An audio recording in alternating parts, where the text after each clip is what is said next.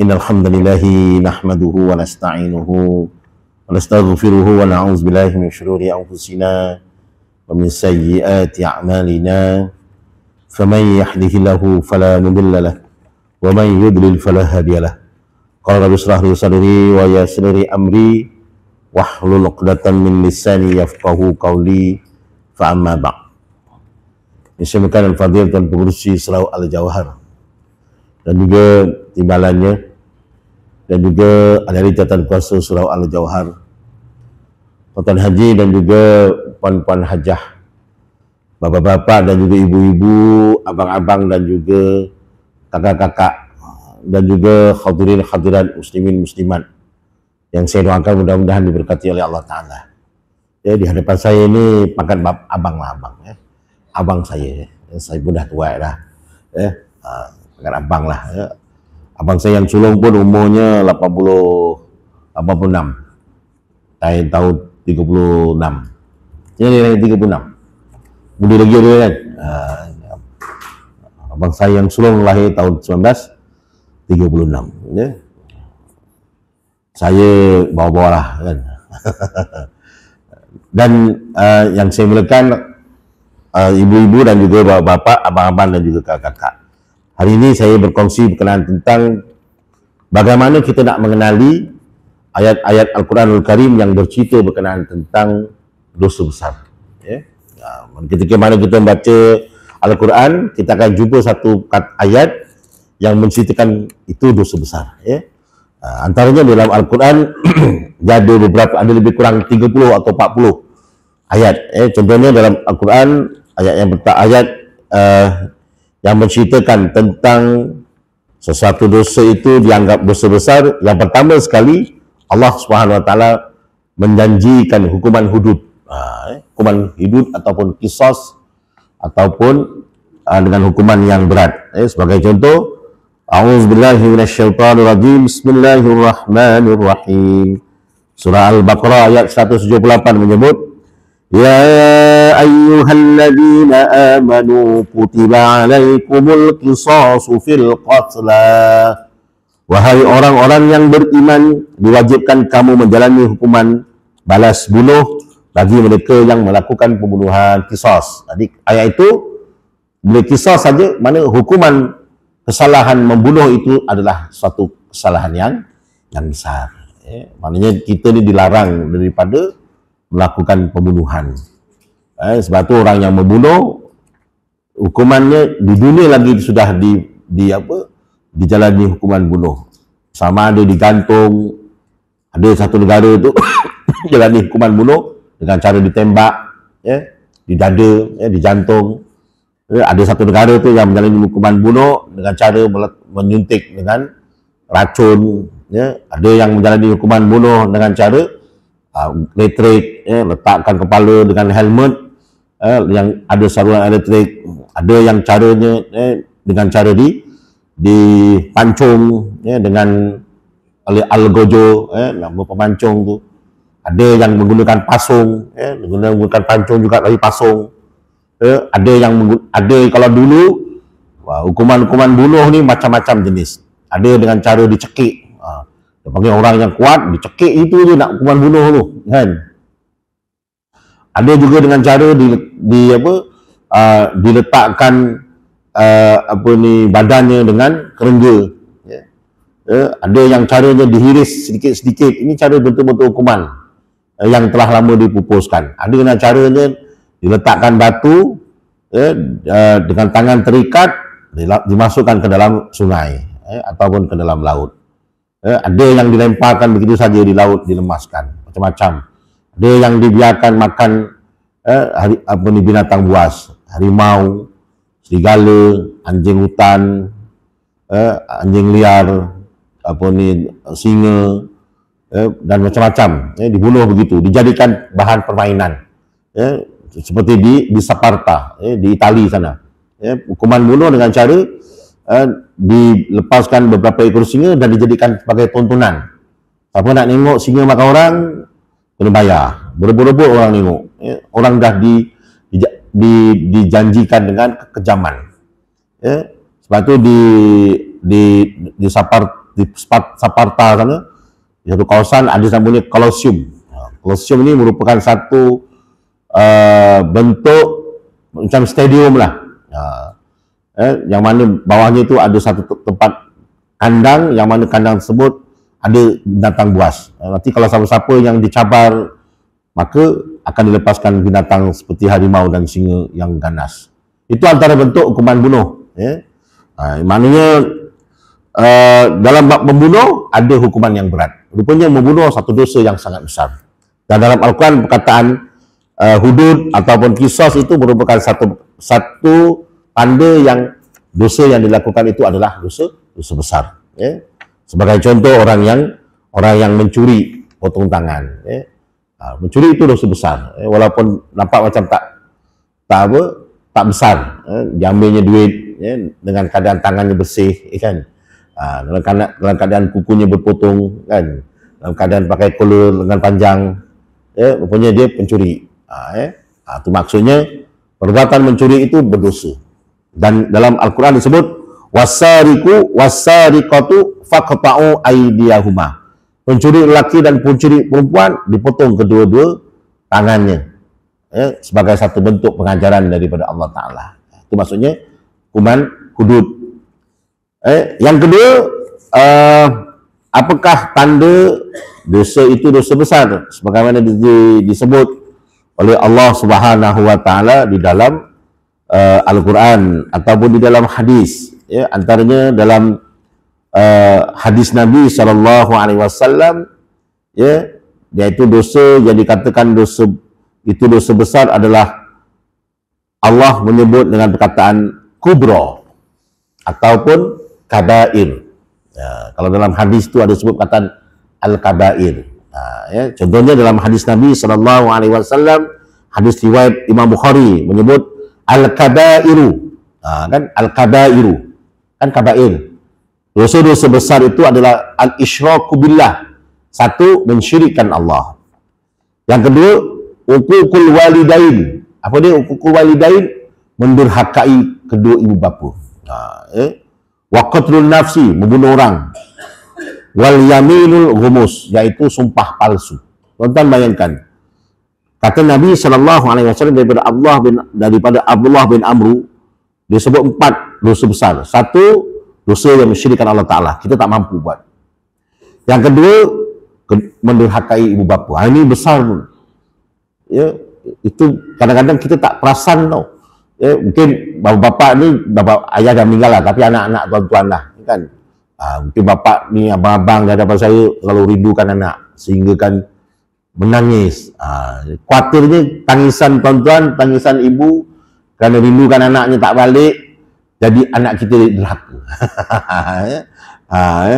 Jadi maafkanlah anak-anak yang tak balik. Walaupun kita sedih, tapi kita maafkan. Jangan kita kadang rindu tu sampai geram. Kita dapat tahu anak yang lain beritahu tu, atau cucu yang beritahu, ni Pak Ngah ke, Mak Long ke, anak kita lah. Kat rumah mertua sana dia balik. Setiap minggu balik. Kat rumah kita tak balik. Dah kecil hati. Kat rumah sebelah bini dia balik rajin, atau kat sebelah suami ni balik rajin, kan. Kat rumah yang kat sini Taman Sentosa tak balik. Sebab apa? Jam. Alasannya jam. Dia kata, alah jam pun bukannya jam apa, kan. Jam ni belikan roti, itu je lah, kan. Kalau jam ni belikan roti, bukannya macam jam tak boleh jalan. Nampak aja kenderaan banyak, tapi kalau kau datang sini tak silap tak sampai 10 minit. Tapi alasan tu, kan, merajuk dengan bapak dia, merajuk dengan mak dia. Yang atuk dia ni rindukan cucu. Aku tak rindu kau kan, cucu aku tu aku rindu. Kau tak balik tak apa, yang penting salam keruknya balik, dan juga cucu kau balik. Kau tak balik, kan. Ini contoh lah. Itu pun kadang-kadang takut mendurhakai ibu bapa tu. Dan mendurhakai ibu bapa tu sebahagian daripada dosa besar. Kadang-kadang anak-anak ni tak perasan. Rupanya dia menyebabkan mak bapak dia kecil hati, ataupun mak bapak dia tawar hati pun, itu pun sebahagian daripada durhaka. Ada setengah mak bapak ni tawar hati. Dia tawar hati sebab apa? Dia Bila naik kereta mak bapak, kereta anak dia je, ya, anaknya tak bagi tu lah, tak bagi tidur lah, kena bebel lah. Akhirnya mak kata, malah aku nak naik kereta anak aku ni, tak tenang, kena bebel lah je, tak makan ubat lah. Aku nak naik jalan-jalan, tapi dibebel dia. Sakit hati, alas kita tawar hati. Kita cakap anak kita, aku tak heran lah kereta kau besar macam mana pun, Alphard ke helikopter pun, aku tawar hati. Biar aku naik kereta kancil, yang tak ada aircon, lagi aku selesa. Bahaya juga bila mak bapak ni dah tawar hati ni, ibu-ibu ni dah tawar hati dengan anaknya, dah tak heran dengan harta anak tu, bahaya. Kadang-kadang kita ni ibu lah kan, mak bapak ni dia bangga dengan harta anak dia kan, dia syukurlah. Tapi bila satu peringkat, bila mak bapak ni dah tawar hati dengan anaknya, dia dah tak heran lah dengan harta mak bapak anak-anak dia. Baginya kau harta banyak pun kau tak pernah balik setahun sekali, padahal duduknya sekudai je, sekudai dosa kan. Itu pun balik setahun sekali kan. Mainlah duduk Taman Seri Serdang kena Kuala Lumpur tu, sekudai menteri ni contohlah, tak balik setahun sekali balik. Bahaya itu. Takut menderhakai ibu bapa. Yang kedua tuan-tuan, yang paling dianggap sebagai dosa besar ni, sumpah palsu. Sumpah palsu ni bahaya. Sumpah palsu ni kadang-kadang melibatkan begini, bagi contoh. Kadang-kadang ni kita ni terlibat dengan permainan program pelaburan ke apa kan. Jadi orang tu dia nak cari pelaburan lain, dia pun kata, Ji, Haji dah masuk program ni kan, Haji cakap kalau saya ada satu klien tu saya jumpa, Haji cakap Haji dah dapat untung. Padahal kita pun sama-sama baru masuk. Lepas tu orang yang asalnya tak nak masuk pelaburan tersebut, kerana dia yang mengaku kita cakap, aku ni baru 4 bulan baru masuk, tapi aku pun tak dapat untung. Kita cakap, betul, saya ni saksi, bahawa saya dapat rasa dah. Padahal kita pun sendiri pun tak pernah rasa. Itu pun sebagai sumpah palsu juga. Ibaratnya begitulah, menyebabkan kita ni rasa yakin. Ataupun kita ni sebagai influencer, pempengaruh. Pempengaruh ni orang yang ada nama. Orang yang ada nama, orang yang dipercayai, dalam kadang-kadang artis-artis ni dipercayai jadi iklan-iklan produk. Bila artis-artis ni dipercayai jadi iklan-iklan produk, khawatirnya kadang-kadang makanan tu sebenarnya tak sedap mana pun kan, ataupun tak khasiat mana pun, tapi dia kerana yang cakap dia pun cakap ni produk bagus, saya sendiri dah rasa dah, saya tak boleh bangun berdiri, padahal langsung tak pernah pun dia sakit.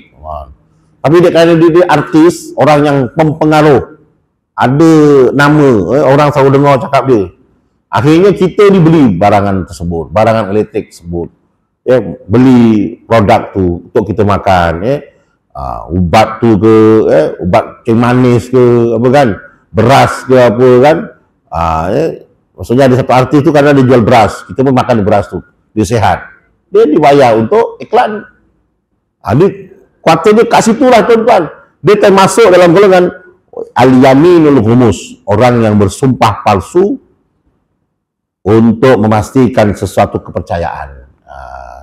Apatah lagi kalau dia bersumpah palsu, itu merupakan al-kabairu. Jangan sekali-kali kita bersumpah, wallahi saya tak lalu tempat tu. Kadang-kadang dalam perbicaraan kita sanggup jadi saksi bohong, kadang-kadang demi kerana kita nak bantu keluarga kita yang salah, kita tampil menjadi saksi yang palsu. Saya bersumpah dengan nama Allah, pegang kitab Quran ni mengatakan yang saya berada di tempat kejadian ketika itu, tertuduh berada dengan saya, ketika tertuduh tu tidak berada di tempat kejadian, dia berada dengan saya pukul berapa. Ada macam itu kadang-kadang, akhirnya tertuduh yang melakukan kesalahan jenayah terlepas. Masya Allah, kita jadi saksi palsu. Bahaya tuan-tuan. Sebab itu kata Nabi SAW dalam hadis, qulil haqqa walau kana murran, katakanlah yang baik walaupun pahit. Pahit apa, rasa ingin ku telan, tapi di luar pun tak mampu juga. Ditelan mati mak, di luar mati bapak. Kemam. Kan? Jangan di luar, jangan ditelan.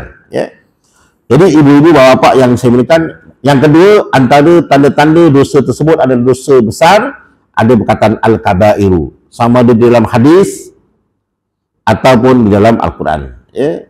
Dalam hadis Nabi SAW, Nabi pernah bersabda, minal kabairu syatmur rajuli walidayhi. Daripada dosa-dosa besar adalah apabila seorang lelaki itu memaki mak bapak dia. Dia maki mak bapak dia. Kan? Kadang-kadang dia maki, dia tak sabar dengan mak ayah dia, dia marah kan. Memaki tu, Masya Allah. Jadi cara bagaimana tuan-tuan, kita kena maafkan dia lah. Kerana anak-anak ni dibaran kan, diparah dengan orang lain, dijadikan bapak dia mak dia mangsa kan, dia stres dengan orang lain, dijadikan mak bapak dia yang tidak bersalah, jadi luahan kemarahan dia. Di mana-mana lah, di universiti, sekolah dan sebagainya. Wallah, kita mudah-mudahan jangan macam itulah ya tuan-tuan. Bukan tuan-tuan lah, anak-anak kita lah. Tuan-tuan dah tak ada mak bapak lah kan. Jadi kat sini ada sebut hadis yang asing ya. Kabair ini di sini adalah hadis yang asing. Maksudnya apa? Maksudnya ada satu hadis khas yang ditujukan kepada anak-anak yang suka mencela mak bapak dia, iaitu minal kabair. Kabair. Itu yang kedua. Okey, yang ketiga, apakah tanda dosa-dosa itu dianggap dosa besar? Kita mainkan ringkas lah ya. Untuk kita nanti faham lah. Nanti kan ibu-ibu, bapak-bapak, abang-abang baca Quran akan jumpa dalam tajuk tiba-tiba perkataan, ada jumpa perkataan dalam hadis Nabi disebut dengan al-maubiqat. Perkataan al-maubiqah. Apakah makna al-maubiqah? Jawapannya, al-maubiqah itu adalah kebinasaan. Kalau kita jumpa perkataan al-maubiqah, khususnya dalam hadis Nabi SAW, Nabi pernah bersabda, ijtanibu sab'al maubiqat. Jauhilah kalian akan 7 perkara yang membinasakan. Jadi al-maubiqat itu maksudnya membinasakan. Jadi bila sebut membinasakan, itu termasuk dosa besar. Perkataan alif lam mim waw ba qaf ta marbutah. Marbutah. Contohnya apa? Contohnya apa? Satu, al-syirkul billah, mensyirikkan Allah, itu biasa. Yang kedua, as-sihru, main sihir. Main-main sihir ni bahaya. Orang-orang moden ni masih lagi main sihir. Ya, khususnya orang Islam. Ya. Kadang-kadang dia main sihir. Ya, tengok penjagaan sana maju, dia main sihir. Dia main santau, dia main minyak pengasih. Itu sihir tu. Minyak pengasih, minyak senyonyong, ubat pelaris, santau, itu sihir. Ya. Sebab apa? Dia nak buat ajaib. Makanan dia tak sedap mana pun. Kerana dia main ubat pelaris, orang terbayang-bayang, termimpi-mimpi, terngiang-ngiang. Ya, balik nanti malam cakap dengan suaminya, bang, saya teringin nak makan soto. Soto tu sedap lah. Soto mana? Soto yang dekat Kuala Lumpur. Dekat Muar. Dekat Muar. Habis ke mana? Pagi-pagi pergi Muar. Dah, dek kerana teringat-ingat. Contohlah, atau kat mana? Kat situ dekat sebelah sana kan. Rupanya orang yang di sana tu buat minyak apa? Minyak pengasih ataupun pelaris. Jadi di kemenyan tu dia akan panggil orang yang pernah merasai makanan dia. Ya. Pengasih bahaya. Pelaris. Ataupun muka kita rabak kan. Dia nak mencintai satu perempuan atau nak mencintai satu lelaki, dia minta ubat pengasih. Supaya supaya lelaki tu suka pada dia. Akhirnya dia berkahwin dengan lelaki tu, berkahwin dengan perempuan tu atas tekik pengasih. Bahaya ya, kalau pakai ubat pengasih bahaya. Kena buang lah. Tapi jangan ngaku, jangan ngadu, jangan apa? Jangan buat pengesahan. Panggil isteri dia, panggil suami dia, bang, saya ni nak cakap sesuatu pada abang. Cakap apa yang dulu abang tahu tak? Sebenarnya kenapa abang suka saya? Entah. Abang suka saya kerana saya pakai ubat pengasih. Oh, ya ke? Abang ingat abang yang bawa bab pengasih. Rupanya masing-masing pakai bab pengasih. Lelaki pun bawa minyak pengasih, perempuan pun banyak pengasih. Itu tak apa, saling kasih mengasihi. Rupanya lelaki tu pun pakai jubah bomo, kan? Rupanya bini dia pun jubah bomo juga. Masing-masing rupanya bawa minyak pengasih. Kalau gitu tak apalah. Ya. Tapi kalau seorang je yang bawa minyak pengasih, biasanya perkahwinan yang didirikan atas nama pengasih ini akan berantakan. Sebab minyak pengasih ini dia akan habis tempo dia akan luntur. Bila kita sembahyang, mandi wajib, berwuduk, menyucikan diri, dia akan berlawanan lah. Dia akan panas. Sekejap je, dia nak makan minyak pengasih ni, dia tak payah sembahyang. Dia kena mensyirikkan Allah Ta'ala, barulah minyak pengasih itu jadi, bandrem. Bila dah kahwin ni kan lama-lama kan dapat hidayah. Jadi minyak pengasih ni bahaya, ya. Wallahualam lah, saya tak pernah tahu tak pernah buat itu semua. Kita tengok pun melalui dalam TV, ya. Cerita-cerita dalam TV. Kalau dalam reality saya tak pernah. Ya, ada orang tunjuk pun tak berani lah saya pegang, kan. Kan. Ada orang tunjuk lah minyak pengasih, not duit. Itu minyak ni pengasih sebenarnya ni. Kau ada ni je, semua orang suka kau, kan. Ada je lah. Datang pergi rumah datang pergi rumah calon bapak mertua, salam lah bapak mertua, not. Sayang je dengan awak lah. Ji, yang ni kawan Nina je. Ayo Ji, kerja kat mana? Adalah kerja sikit. Ji, minta isi balik ya pakcik, salam. Ada salam terus. Apa dia? Dah mula-mula dah bagi 1,000 lah sekejap je. Wah. Datang ziarah pun 1,000. Wah. Itulah pengasih. InsyaAllah, maknanya kita yakin dengan bakal suami anak kita. Orangnya ada pekerjaan. Maknanya begitu. Tapi kalau dah hari pertama datang pinjam duit lagi, pakcik saya ni nak pinjam duit boleh tak? Kata kau ni macam mana ni? Kau salah tempat lah Syekh. Kau ni nak lunak anak aku, kau nak datang jumpa aku, tapi kau pinjam duit pula dengan aku. Macam mana aku nak bagi kau kahwin dengan anak perempuan aku? Kita sendiri pun sebagai bapak mertua, bapak-bapak, abang-abang, bapak mertua pun kita pun bukannya kita kedekut dengan anak, kita risau nanti. Kau kahwin dengan anak aku, dia anak aku yang jaga kau. Dia pun cakap, saya datang sini pun tadi anak tuan yang isikan minyak dah. Kita pula nak memikirkan masalah ekonomi, bakal menantu kita, kan. Dia pula jujur sangat, lurus sangat dengan bakal bapak mertua pinjam duit. Rupa-rupanya dia prank kita lah tuan-tuan. Dia nak tengok gitu, nak tengok. Biasanya bapak mertua yang prank bakal menantu, tapi ni menantu yang prank bapak mertua. Dia nak tengok macam mana pakcik ni, kalau aku ni tak ada duit, aku yang duit. Jadi kalau tuan-tuan nanti ada calon menantu yang anak tuan-tuan datang tu, sebenarnya dia orang berdua dah berpakat tu. Kalau tidak takkanlah dia orang sedikit logik, orang bakal menantu ni nak pergi rumah kita, dia nak menunjukkan pribadi, tapi kalau dia pinjam duit tu, tuan-tuan layan dia, kau nak berapa? Wah, pakcik ada duit, bagi je duit. Sekali tu memang betul-betul tak ada duit. Kalau dia prank kita, dia nak tengok karakter bapak mertua, kan. Adakah bila anak datang tu kadang-kadang bawa kereta buruk, tu jangan tepat kita tak terima dia. Kadang-kadang dia orang tu sengaja nak tengok karakter bakal bapak mertua. Aku nak tengok bapak aku ni memikir duitan atau tidak. Kadang-kadang kita tengok kereta dia dulu, naik Grab.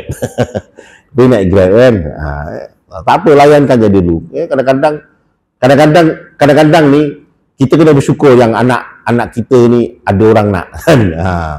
Kerana insyaAllah perkahwinan yang diredai, dia akan berkatnya berlambung-lambung. Ya, berlambung-lambung. Yang penting bakal menantu tu dia cakap dengan kita, pakcik, saya berjanji saya akan jadi anak menantu pakcik yang betul, boleh diharapkan.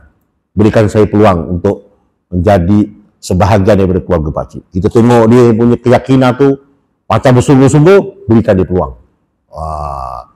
Karakter itu nampak. Kalau dia bersemangat, Kerana apa? Kerana manusia ni bila dia bersemangat, dia cepat maju. Dia ada usaha untuk memajukan diri dia. Dia sentiasa berfikir untuk ke depan. Itu. Ini antara anak ataupun calon menantu yang bagus. Kalau statik je, susahlah. Kadang-kadang begitu. Bagi dia peluang. Jangan terus.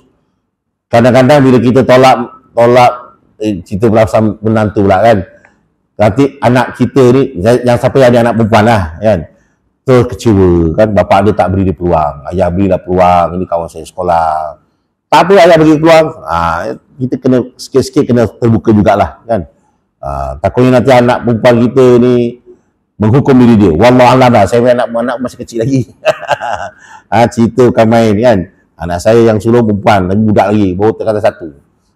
Maksudnya belum fikir, tapi saya ni boleh dikatakan dalam bulan ni je saya dah 2 kali jadi wakil. Wakil meminang. Bukan untuk diri sendiri. Tak. Saya GTB, geng takut bini. 2 kali kan, satu menerima pinangan, satu membawa pinangan. Dan satu lagi menambahkan lagi jumlah hantaran. Kita tanya ni, kita cakap dengan dia, kata bapak pengantin lelaki, itu cakap 20,000, engkau cakapkan sikit, up sikit, dapat 22,000. Kita pun cakap, Assalamualaikum warahmatullahi wabarakatuh, Alhamdulillah telah disepakati 22,000 kan, 22,000 lah, boleh tak? Boleh lah kau. 22,000, daripada 20,000 22,000, dapat extra 2,000. Saja nak menambahkan, dia orang masa bincang sama bincang tu 20,000, tapi sekali saya masuk campur, dia minta, pihak perempuan minta tambah 2,000. Kalau dapat, dapatlah. Kalau tak dapat, tak apa. Tapi kerana dia orang ramai, bapak calon lelaki tu ego lah. Okey, setuju.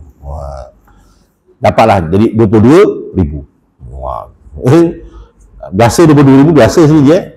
Biasa 25,000 kan.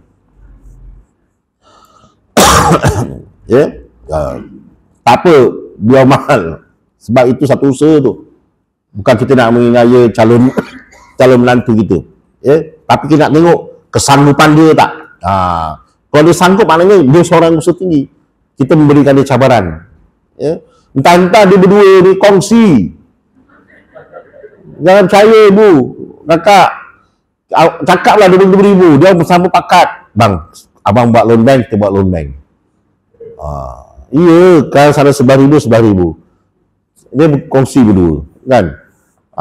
Dia berdua tu kongsi, dia tak cakap dengan kita pun, kan? Dia masing-masing dia orang jaga rahsia tu, kan? Jadi soal 11,000 je. Okey lah kan? Yang penting jadi. Soal dia hidup dapat tu macam mana? Terpulang pada mereka. Jadi ini cerita apa tadi? Cerita tentang kabair, dosa besar. Dosa besar. Yang ketiga ni al-maubiqah. Al-maubiqah maknanya kebinasaan. Dalam hadis Nabi SAW, Nabi bersabda, antara perkara yang membinasakan adalah sihir. Yang ketiga, wa qatlun nafsil lati haramallahu illa bil haq, membunuh orang. Yang keempat, tuan-tuan, wa akul riba, makan riba. Makan riba ni kita faham. Kita sekarang ni, tuan-tuan, jadi mangsa riba. Kita tak makan riba, tapi kita membayar riba. Kalau macam itu tak apa, sebab kita dah terpaksa, tak ada pilihan. Buat pinjaman pun pinjaman yang terpaksa. Kecuali kalau kita yang membuat pinjaman, tuan-tuan punya bank, kadang-kadang kita terpaksa membayar riba kerana kita tak ada pilihan berurusan dengan bank, bank yang mengamalkan riba. Jadi nak tak nak terpaksa kita membayar. Kita tak makan pun riba tu, tapi kita jadi orang yang mustada'afun, orang yang teraninaya.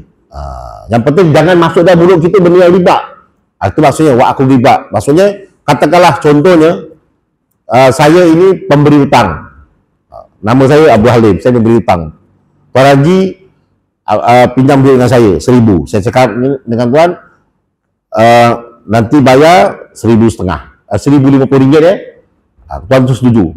Tuan bayar RM1,050. Yang makan riba saya. Tuan-tuan jadi mangsa orang yang teraniaya. Maknanya orang yang membayar riba tidak berdosa sebab dia terpaksa membayar riba. Berbeza dengan orang yang memberi rasuah dengan membayar rasuah. Ar-rashi wal murtasi kilahuma finnar. Orang yang memberi rasuah dan orang yang menerima rasuah, kedua ini masuk ke dalam api neraka. Tapi riba ni orang yang makan. Siapa yang makan riba tu? Maknanya kalau syarikat tu makan riba, katakanlah saya bekerja di syarikat Alung, syarikat Wang Segera. Saya ada kan orang Islam kadang-kadang kerani dia syarikat Alung-Alung ni dia mengamalkan riba. Maka dia dianggap sebagai memakan riba, maka berdosa. Ya. Tapi kalau bank ada bank Islam, tak apa. Kalau bank Islam tu lain. Bank Islam tu dia ada Islamik. Maknanya dia makan harta yang daripada harta bank Islam lah.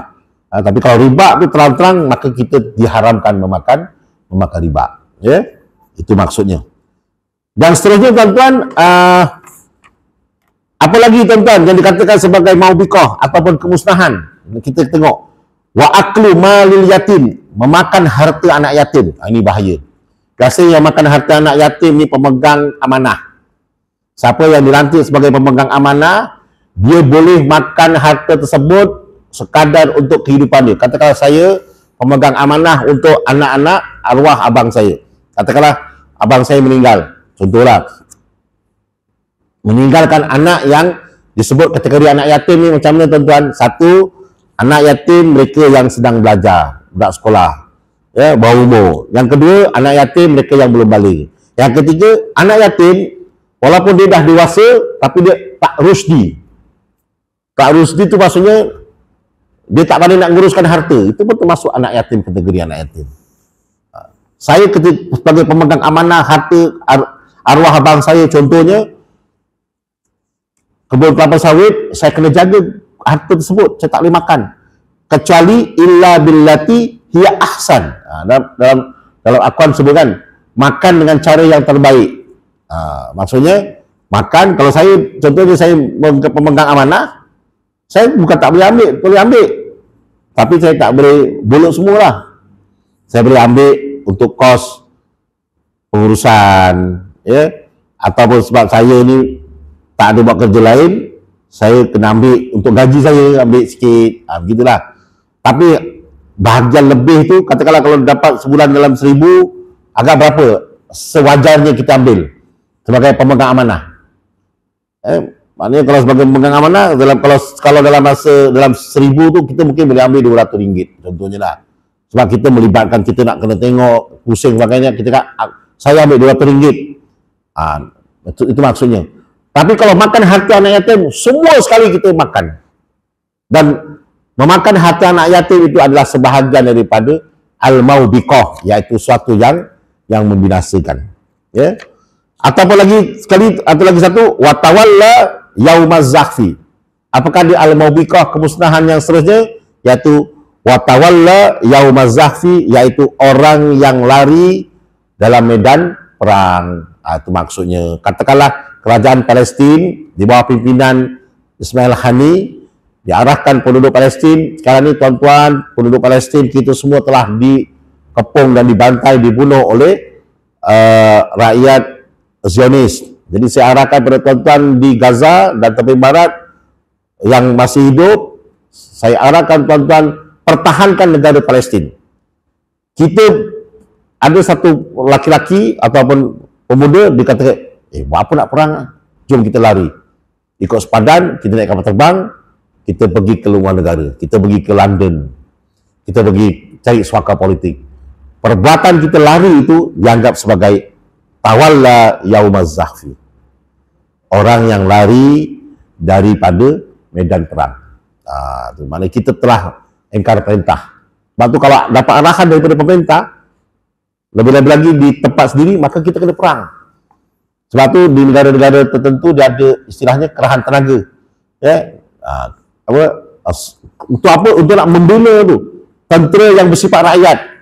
Sebab tu orang-orang Israel ni tuan-tuan, semuanya mereka ni adalah tentera yang menjadi rakyat. Dia ada pusingan. Dia akan semasa servis, satu masa dia akan balik. Sebab tu mereka ni seperti tentera. Sebab tu semua di kalangan rakyat Israel tu semuanya dia dipanggil untuk berkhidmat, untuk mempertahankan negara Israel. Sebab tu rakyat Palestin sudah menjadi fardu ain. Mereka tidak boleh lari daripada negara tersebut. Mereka perlu pertahankan negara mereka. Kena mati syahid lah kat situ. Maknanya kewajipan bagi negara mereka untuk pertahankan negara. Dan daripada negara luar, fardu kifayah.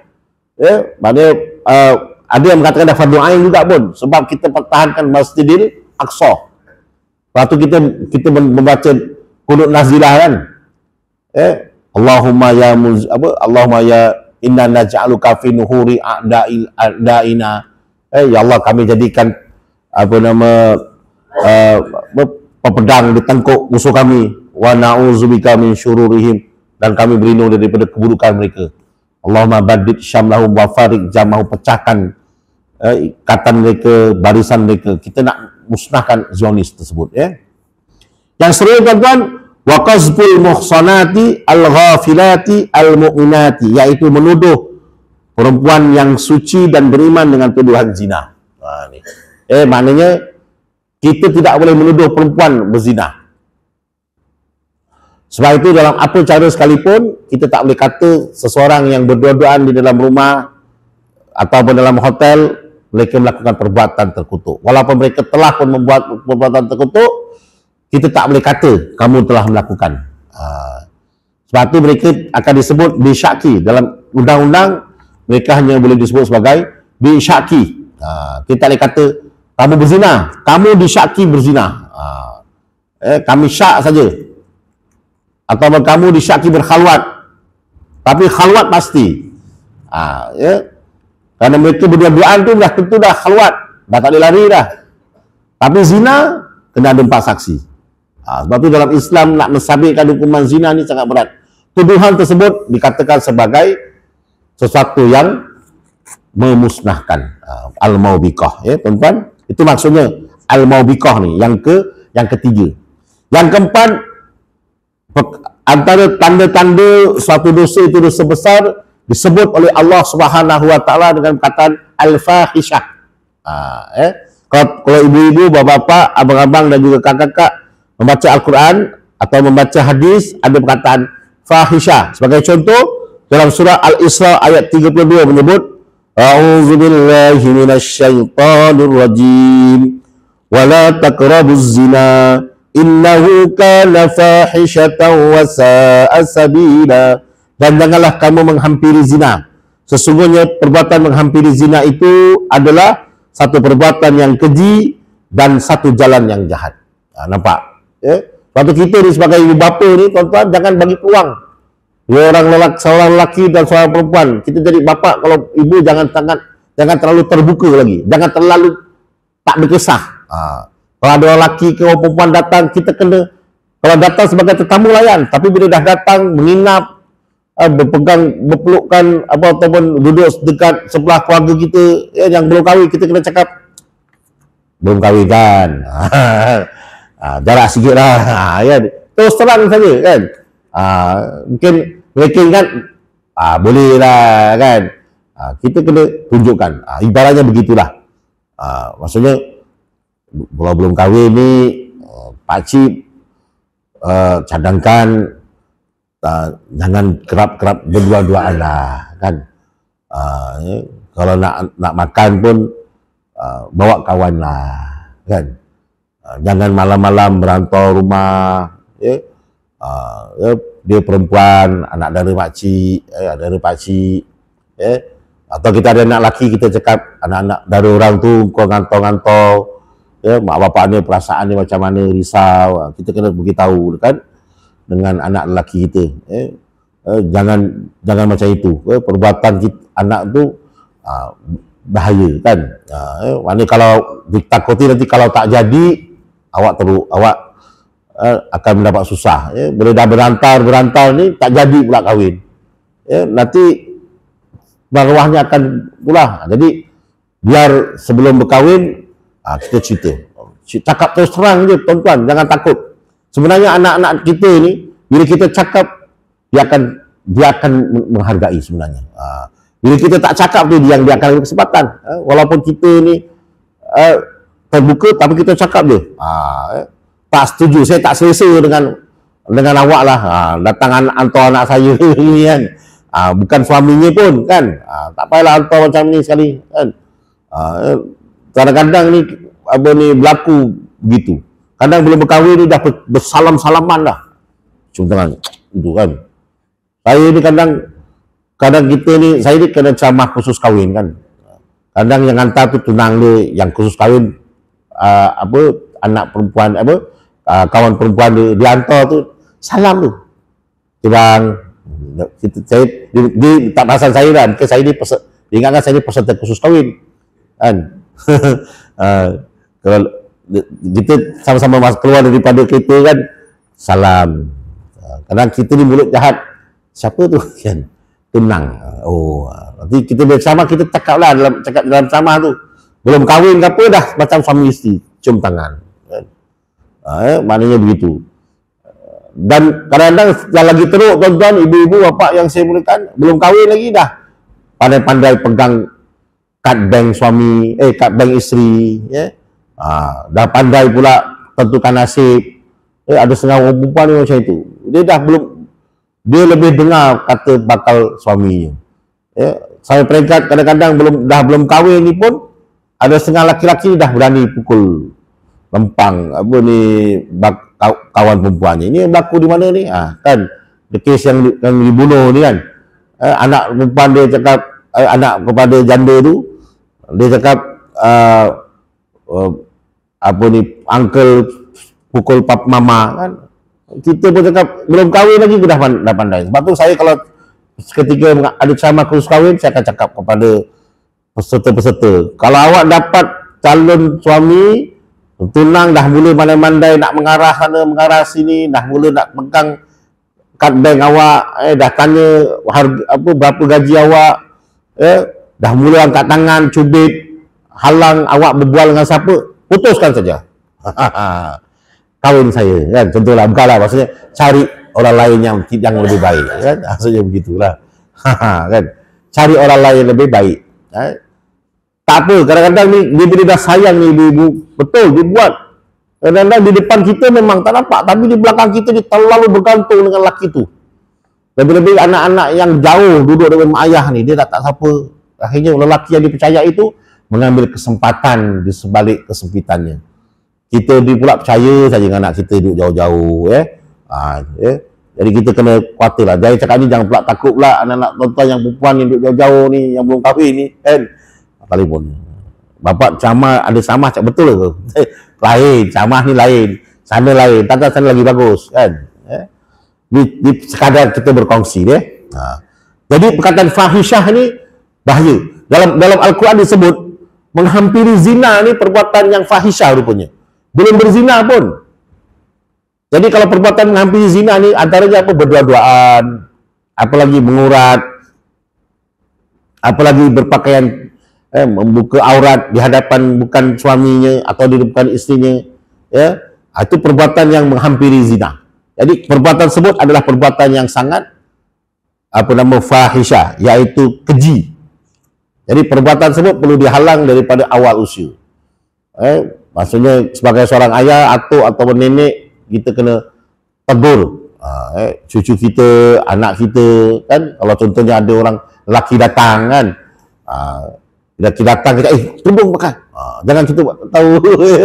Ada setengah buat tak tahu je kan, anak dia tak pakai tudung kan, masuk ke tudung, kita tunjukkan sikit lah ketegasan kita. Ataupun tegur anak laki-laki kadang-kadang pergi jogging pakai seluar pendek kan?